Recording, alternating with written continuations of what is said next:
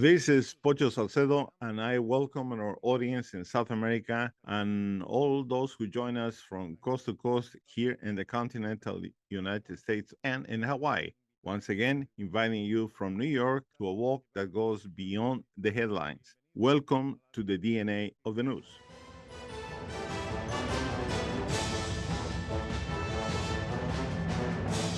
We hear voices from countries worldwide, such as China, Russia, Iran, Brazil, about replacing the dollar as the transactional currency.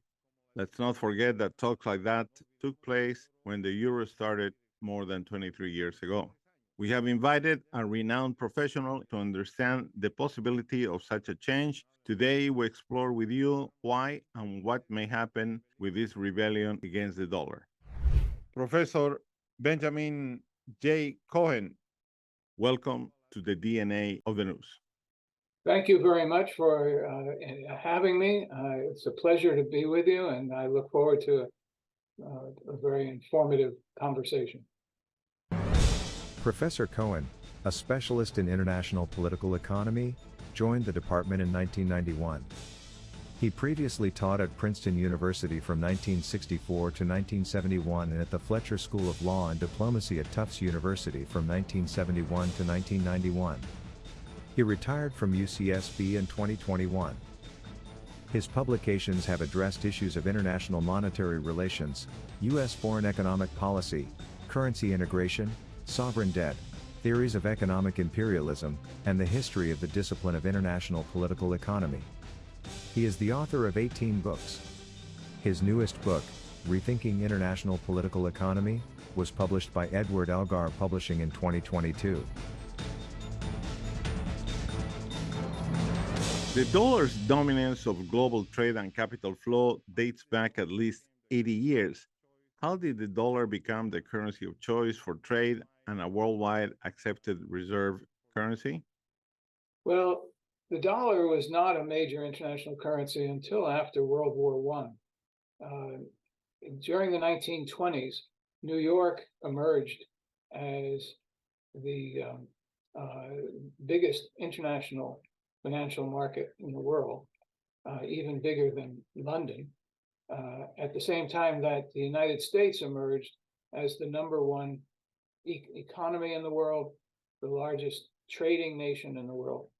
All of these contributed to the popularity of the dollar. It was convenient, since the United States was the number one trading nation in the world, it was convenient to use the dollar for transactions purposes. Likewise, because New York in the 1920s emerged as the major financial center for international transactions and investments, borrowing, it was natural that the dollar would be popular there as well. So the result was that in the 1920s and 1930s, the dollar overtook the previous number one international currency, which of course was the pound sterling. And then after all of the events of the 30s and of course World War II in the first half of the 40s, sterling began its long, painful decline, and the dollar emerged as by far the most popular currency in the world. Thank you. We appreciate the background. Are we witnessing the dollar completing its cycle and role in a new global trade economy? Or is the talk we hear about its replacement geopolitical in essence? Is this a rebellion of affected nations, governments that are worried that the U.S. has weaponized this position of power in recent years by implementing sanctions to punish nations and leaders? Well, first of all, there's no question that the dollar could decline in the same way that sterling did back in the 20th century. The history demonstrates that international currencies have a life cycle, a period of growing popularity, a period of dominance, and a period of decline, sterling being only the most recent example of that. It could happen to the dollar too, but of course, none of us has a perfect crystal ball, so it's impossible to be able to predict. it's one thing to talk about the incentive that other countries or private market actors might have to move away from the dollar. It's another thing to talk about whether they can in fact do that. The dollar is dominant for several good reasons, and people continue to use the dollar despite their discontent for very good reasons. It has to do with the fact that the United States is still not number one trading nation, but number two or number three. New York is still the dominant international financial center. The U.S. financial market offers classic virtues of depth, breadth, and resiliency that no other market in the world can match. These make the dollar, make it very efficient and very profitable for private market actors to make use of the dollar. A simple example, if you have an international transaction between, let's say, the country of Colombia and the country of Argentina, most of that trade takes place through the dollar. An importer in Colombia might, rather than try to pay directly in Colombian currency or in Argentinian currency, it's more efficient and lower cost to acquire dollars and then use those dollars to make payment in Argentina. It's two transactions instead of one, but because of the enormous breadth of the U.S. financial market, the dollar market, it's actually far lower in cost than trying to deal directly between two third country currencies. So there is discontent about the fact that the U.S. government has increasingly used the dollar as a weapon of foreign policy. There's no question that that antagonizes countries, particularly countries that have, shall we say, a relationship of animosity with the United States. But the fact remains that it's very difficult for them to find an alternative to the dollar that will be as low cost or as convenient. Thank you very much. That explains quite a bit. There is one part of the package that when we have discussions like this is not a central reference. This has to do with the dollar as a reserve currency. What is the dollar's role, and what do we mean when we say currency of reserve? Okay, an international currency performs several functions. The economics profession defines money as anything that serves three functions: medium of exchange, I can exchange it for goods and services; a unit of account, we can price in the currency, price various goods; and store of value. That's medium of exchange, unit of account, store of value. At the international level, this is done both between private market actors and between governments. So that makes 2 times 3, 6 different roles that the dollar or any international currency will play. The U.S. dollar is the most, by long-standing tradition, the most used currency for international reserves. What do we mean by international reserves? Every country must, with few exceptions, most countries in the world, their governments or their private market actors cannot use domestic currency to make foreign payments. They have to make payments in an internationally acceptable currency, which of course today is first and foremost the dollar. That means that the currency, the local currency, must be backed up by international currency, mainly the dollar. The dollar must be available to private market actors or the government itself to make foreign transactions. Those dollars, and to a lesser extent, currencies like the euro or the yen or the pound sterling or the Swiss franc or the Chinese renminbi. These currencies are held by the central bank as a reserve, that is to say, as a backstop to the market to make available currencies like the dollar, which are internationally acceptable. It's the savings of the central bank. It's the backing for the national currency as well. The dollar offers certain advantages as a reserve currency in this function of being a store of value for central banks. The dollar offers certain advantages, most importantly, the vast size of the US financial market, which means that when central bank holds dollars, more precisely, when it holds dollar-denominated assets, it knows that the market is a very large one, a stable one. It offers great liquidity. If the central bank needs to convert its dollars quickly to local currency, it can do so without worrying about a major loss of value. The great depth, breadth, and resiliency of the US financial market, the market for dollar-denominated assets, makes it attractive to hold dollars because of this guarantee or assurance, I should say, of a high degree of liquidity. The problem that comes in is when the U.S. Has a geopolitical reason for imposing some kind of limitation on the access of central banks or private market actors to the dollar market. That's the weaponization of the currency that so many people resent these days. Thank you very much. Valéry Giscard, then the French Minister of Finance in the 1960s, it called the currency of reserve status an exorbitant privilege. What will be some of those privileges, and what is the cost and burden on the U.S. economy? Is it in the United States' best interest to eventually refuse that role? No, it's not in the best interest of the United States to refuse the role. Quite the contrary.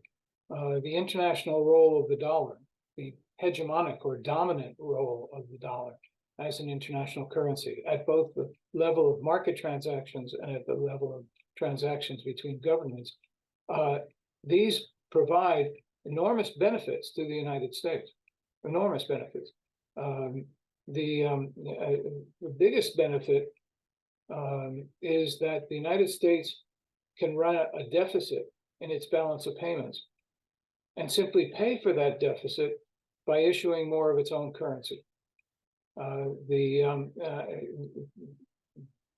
Colombia, for example, cannot do that. Its currency is not acceptable internationally. If Colombia has a deficit in its balance of payments, it must be either the deficit must be eliminated or it must be paid for in internationally acceptable currency, which means not the Colombian currency, but the dollar or the euro or one of the others. The fact that there are a few exceptions is what gives the dollar, gives the United States a great advantage. It is an exorbitant privilege to be able to run deficits year after year after year. By standard measure, the United States balance of payments has been in deficit since 1980.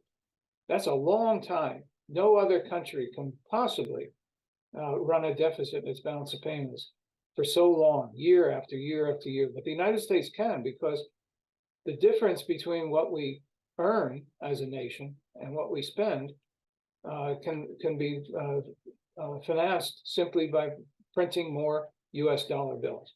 The result is that the US can gain more goods and services from the rest of the world than anyone else can without having to earn them. Thomas Friedman, the columnist for the New York Times, once commented on this. He said that it was such a great deal that the United States could obtain goods, could obtain services, could obtain assets, and could do so simply by printing up more of these little green pieces of paper. which we call the greenback. It is a great advantage for the U.S. It's also very important because it means that the U.S. government is not constrained in terms of its activities beyond the borders of the United States. We can run military installations in over 100 countries around the world. That's accurate. The United States military has bases or facilities in more than 100 countries around the world, all of which is costly. And yet the United States is able to do that because foreigners are willing to accept dollars in payment for the goods and services and assets that they provide to the United States. We'll be right back. We'll talk about China. We'll talk about the BRICS nations. And also we'll give you a chance for you to pick up a pen and a piece of paper and keep taking notes of what Benjamin is sharing with us today. We'll be right back.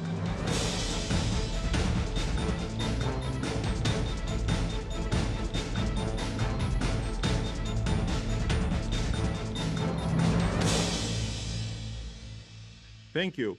We go now to Asia. The world uses the dollar because the United States has the deepest and most flexible financial markets, the most straightforward and transparent corporate governance, and despite recent sanctions, the least discrimination between domestic residents and foreigners. For example, for China's renminbi to compete with the US dollar, Beijing must be willing to present the same benefits to foreigners.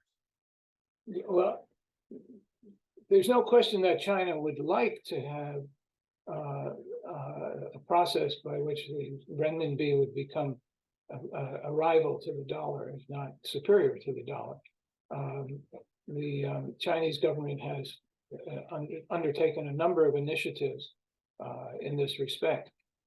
They peaked around 2015 when there was a sudden outflow of capital from China, legal and illegal, mostly illegal.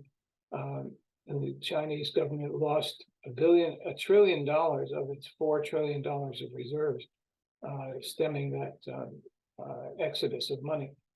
But they are still determined to build the infrastructure to make the renminbi an international currency. What is the reason why it's so difficult for them?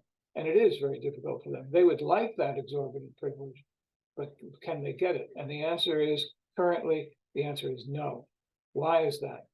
China is the #1 trading nation in the world. You might think that that would make the currency very attractive, but only to a limited extent, because even for trade, what you're talking about is, let's say you receive renminbi in payment. Can you convert those renminbi into a currency that you might need elsewhere? And the answer is no. Chinese financial markets are tightly controlled by the central government, by the central bank and by the fiscal authorities. Why is this the case? They control the financial markets because they want to avoid any risk of instability. The #1 priority of the Chinese Communist Party, which runs the country, its #1 priority is to avoid instability. The history of China is such that once instability starts, it might easily lead to a fracturing and fragmenting of the Chinese state. So they are very sensitive to anything that might threaten instability. Financial markets are by definition volatile, unstable, unpredictable. And so they keep a tight control, even though they know that as long as they do that and make it difficult for foreigners to enter the financial markets of China or to leave the financial markets of China, as long as that continues, they know the renminbi will never be in a position to rival the dollar. But they have their priority, and they've made their choice, at least until now. What about a group of nations then? For example, the BRICS nations, Brazil, India, China, and South Africa, as announced by Russian President Vladimir Putin. They are planning to create a new international currency standard. How could they make such an instrument work? We have a word in English called it's a pipe dream. It's a mirage. They the only possibility for them is to organize trade among themselves in their own currencies. China and Russia in recent years have signed agreements for Chinese purchases of oil and natural gas from Russia. And they would pay in renminbi, but that's been limited success because the Russians can't use those renminbi anywhere but in China. The problem for the BRICS countries is that even if they were to do this, there's a significant doubt that countries elsewhere in the world would be prepared to accept this artificial currency from 5 countries that share very little in common other than their large territory. What we must recognize is that it is not easy to get international actors, whether they're private market actors or central banks, it is not easy to get them to change their policies. There's a great deal of inertia in the realm of international currencies.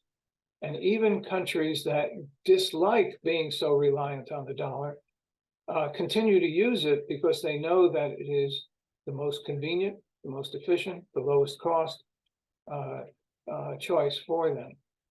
Back during the global financial crisis of 2008, 2009, one Chinese official who was quoted as saying something along the following lines. He said, "We hate you guys," meaning the United States. "We hate you guys, but we don't have any choice. We have to use the dollar." This idea of a monetary standard among the BRICS countries is really is infeasible, to say the least. Thank you for your candid comments, Professor. Nations and individuals hold the US dollars in enormous amounts. Doesn't currency manipulation harm the United States when another country holds down the value of its currency to maintain a large trade surplus? There's no question that that's a possibility, that an individual country might drive its currency down in order to take advantage of and gain competitive advantage relative to the United States. It's always a possibility. For the United States, as well as for any country that has a currency that they hope to make international, the United States must face trade-offs. I emphasize the exorbitant privilege that comes with the widespread popularity of the dollar. I can emphasize as well the fact that the popularity of the dollar gives the United States a weapon, which is why so many people are talking these days about de-dollarization. But there are also disadvantages from the US point of view, and that's one of them, the possibility of manipulation by another country. But such manipulation does not come free. If a country chooses to promote a depreciation of its own currency relative to the dollar, one result of that is a rise in the local currency cost of imports, which means inflation. And that inflation can easily get out of control, as many Latin Americans discovered back in the 1980s. There are clearly trade-offs for both the issuer of an international currency and for the user of an international currency. But until now, the US has not been seriously threatened by this possibility.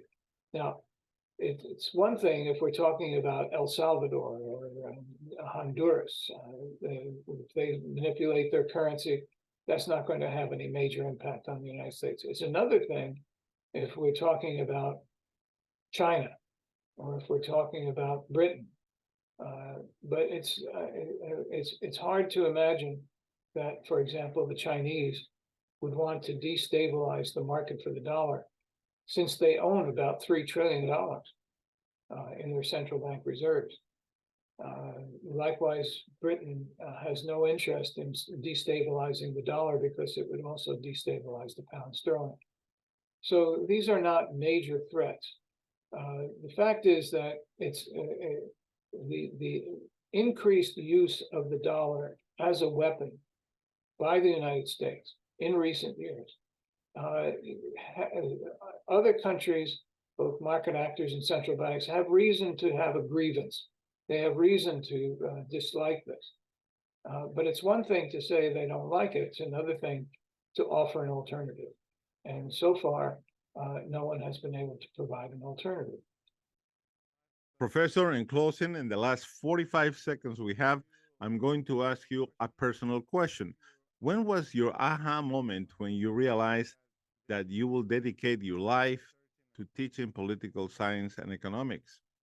Well, it's a good question.